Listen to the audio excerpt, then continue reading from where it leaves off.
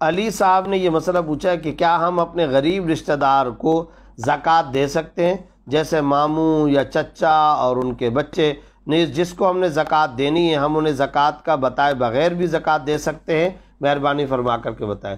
دیکھیں، ماموں ہو یا چچا ہو یا ان کی بالغ اولاد ہو، اگر یہ مستحق زکوٰۃ ہیں تو شرعی طور پر آپ ان کو زکوٰۃ دے سکتے ہیں۔ مستحق زکوٰۃ ہونے کا مطلب کیا ہے؟ 52.5 تولہ چاندی یا 52.5 تولہ چاندی کے بقدر نقد رقم بھی نہ ہو، اتنی ہی مالیت کا ضرورت سے زائد ساز و سامان بھی نہ ہو، کچھ سونا، کچھ چاندی، کچھ نقد رقم، کچھ مال تجارت، یہ سب ملا کر ان کا مجموعہ بھی 52.5 تولہ چاندی کے بقدر نہ ہو، تو ایسی صورت میں وہ مستحق زکوٰۃ ہے۔ ماموں کو بھی دے سکتے ہیں، چچا کو بھی دے سکتے ہیں، ان کی بالغ اولاد کو بھی دے سکتے ہیں، ساتھ ہی ساتھ وہ سید اور ہاشمی بھی نہ ہو۔ ظاہر ہے کہ جتنی شرائط ہیں وہ ساری کی ساری پائی جانا ضروری ہے۔ اور ایک بات یہ بھی ذہن کے اندر رکھیں کہ زکوٰۃ کی ادائیگی کے لیے، زکوٰۃ دینے کے لیے بتانا کوئی ضروری نہیں، اور ضروری تو کیا ہوتا، بتانا اچھا بھی نہیں ہے، بہتر اور مناسب بھی نہیں ہے، اس لیے کہ اگلے کی عزت نفس کا خیال رکھنا شرعاً مطلوب ہے۔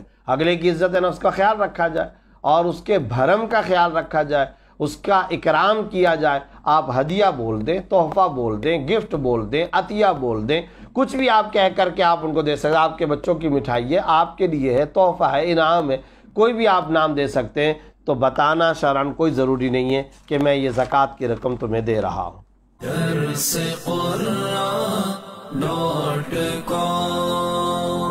www.darsequran.com